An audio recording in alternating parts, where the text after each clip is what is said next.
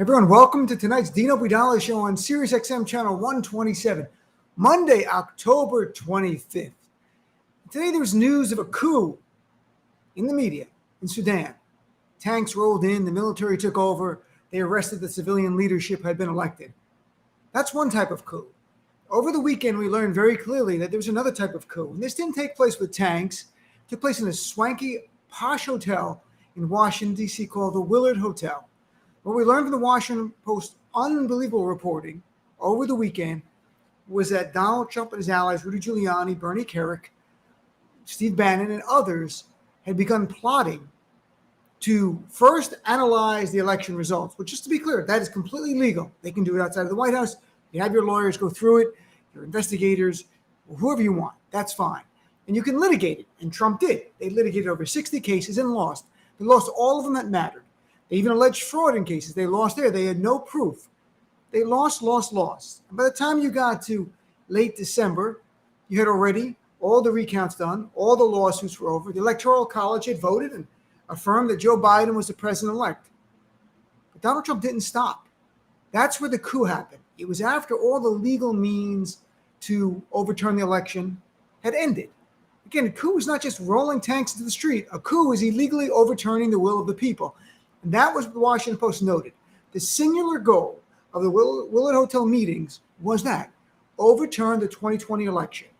And what they documented that after December, you had Trump and his allies doing all they can, reaching out to elected officials in other states, pressuring Mike Pence, saying, stop the congressional certification on January 6th. You have the power. He didn't have the power. He knew he didn't have the power because if he had even an inkling of the power, he would have done it, but he knew he didn't. And one of the most stunning things in this reporting, and backed up today by Robert Acosta on MSNBC, is that Donald Trump was calling into this war room. This was not isolated events. There's a reason why the Trump campaign paid for nearly $60,000 in hotel rooms at the Willard.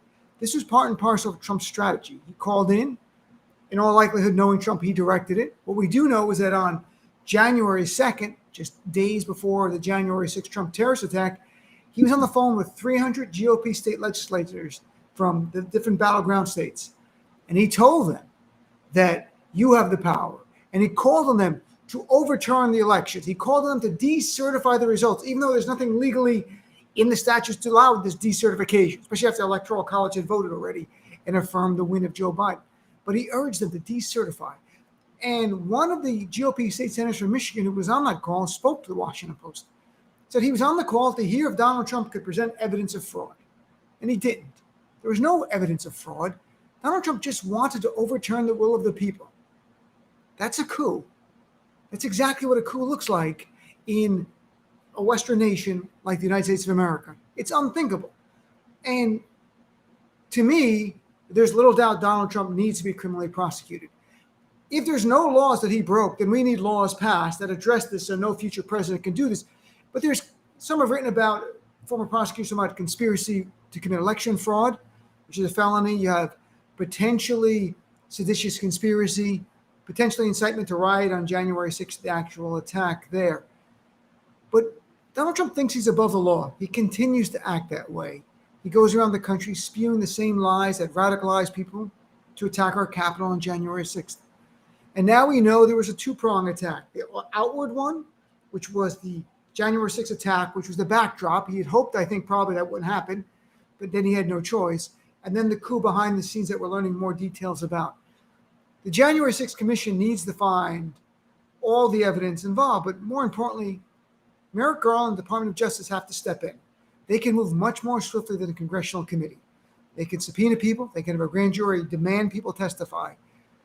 And at the end of the day, Donald Trump must be charged with his crimes. Not because I disagree with him politically, not that I think he's vile and despicable, but because we want to make sure that Donald Trump is punished and any future president understands that if you mimic the behavior of Donald Trump, regardless of party, you're going to go to jail. Because if he doesn't go to jail, Trump or a Trump wannabe will try it again. So I'll talk about that more in detail on my show tonight. My show's live 6 to 9 p.m. on Sirius XM channel 127. And if you don't subscribe to Sirius XM, go to the website. There are free trials. Check it out. Join, call in, be a part of our family. We have a lot of work to do. We got to save America, folks. It's really up to us. If you want democracy, stay active. Thanks for tuning into the preview of tonight's Dino Budala Show.